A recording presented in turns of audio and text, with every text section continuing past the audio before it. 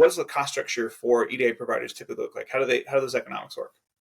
Yeah. So the legacy providers are all over the place, right? And it's a mix of transaction-based pricing. So we talked about those documents before.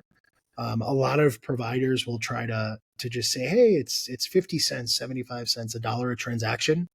And, when customers hear that, they're like, oh, that's nothing. Except, when you're sending and receiving 5,000 to 7,000 transactions per partnership per month, at 50 cents to $1 adds up. And so a little bit more on the unpredictable side. Then you have the actual trading partner fee, right? So the one-to-one relationship is a software fee that a lot of providers will have. You have the cost to actually communicate with the leader. That's called managed testing. That's another fee. It's a professional service fee. And then finally, that information needs to get from the retailer's communication method to your ERP. And so you usually have to pay somebody to do that for you. And so there's usually 4 costs, right? Transactions, trading partners, the actual integration, and then the managed testing.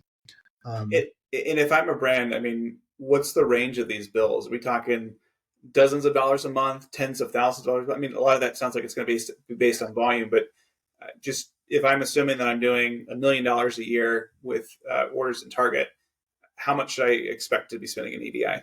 Yeah, I think on a per trading partner basis, you could easily expect between $4,000 and $13,000, $14,000, $15,000 for each integration, depending on how many transactions there are.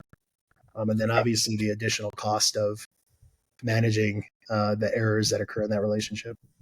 Okay, so about 1% of retail spend. Yep, roughly. Okay.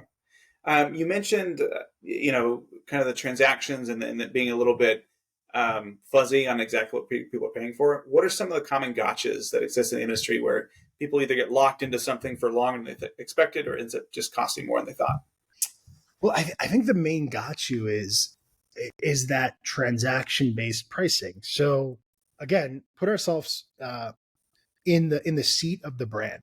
Like, we started our business on Shopify. Like you said, that's where you start. We had a great 2021. Great, a good first half of 2022. It took us 6 months to be able to get in their store, in Target stores. So now we have this. We're super excited. We just want to get started with an EDI provider as quickly as possible. So we'll call a legacy managed service provider because they're the name that everybody knows. And they'll sell us a very perceivably low cost service up front. And they'll say, hey, we're going to take care of everything. We're going to manage your entire process for you. Unfortunately, what happens there is the cost unpredictability. So as you end up sending and receiving more documents, you end up paying thousands of dollars for each integration a year.